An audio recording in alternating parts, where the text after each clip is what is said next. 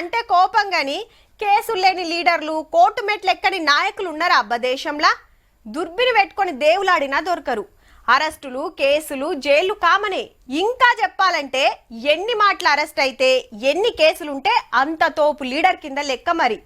అయితే ఇప్పుడు సెంటరోలు తెస్తున్న కొత్త చట్టం మీద లొల్లి లొల్లి నడుస్తుంది.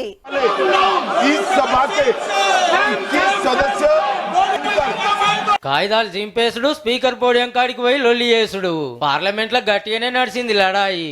ముచ్చటేందంటే ప్రధానమంత్రి అయినా ముఖ్యమంత్రి అయినా ఏ మంత్రి అయినా ఏదన్నా కేసులో 4 రోజులు జైలుకు పోతే వాళ్ళ పదవి పోయే బిల్లు పెట్టిండు సెంటర్ పోలీస్ మంత్రి అమిత్ షా సారు. జైలు గట్లెట్లుంటది? కోర్టు తీర్పు రాకముందుకే నేరస్తుని చేస్తారా? రాష్ట్రాల్లో సర్కార్లను కూల్చే కుట్ర, ప్రతిపక్షాలను సతాయించే చట్టం అని గరమైండ్రు.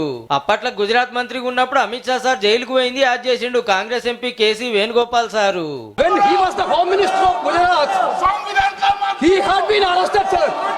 Whether he took the morality of that point of time. ఇక కాశ్మీర్ స్పెషల్ హోదా తీసేసి రాష్ట్ర హోదా ఇచ్చే బిల్లు, కేంద్ర పాలిత ప్రాంతాల సవరణ బిల్లులు పెడితే ఆటికి సుత సయ్యానలే ప్రతిపక్షాలు. మన అసద్ భాయ్ సుత గట్టిగానే మాట్లాడిండు. Indian constitution is being amended to turn this country into a police state. For all these can be used to destabilize an elected government, sir. That is why I oppose introduction of all these 3 bills. ప్రతిపక్షాలన్నీ మరలబడే వరకు 3 బిల్లులను joint parliamentary కమిటీకి పంపుతామన్నారు centre వాళ్ళు. అన్ని పార్టీల లీడర్లు కూకొని చర్చలు చేస్తారన్నట్టు. ఇక రూల్ తప్పి ఆన్లైన్ గేములు పెట్టినా, బెట్టింగ్లు ఎంకరేజ్ చేసినా 3 ఏళ్ల జైలు శిక్ష, ₹1,00,00,000 జరిమానా వేయాలని కొత్త రూల్ తెచ్చిండ్రు. మందిని ఆగం చేస్తున్న యాప్లకు సెలబ్రిటీలు పబ్లిసిటీ చేస్తే 2 ఏళ్లు జైలుకు 50 లక్షల దండగా పడుతుందట.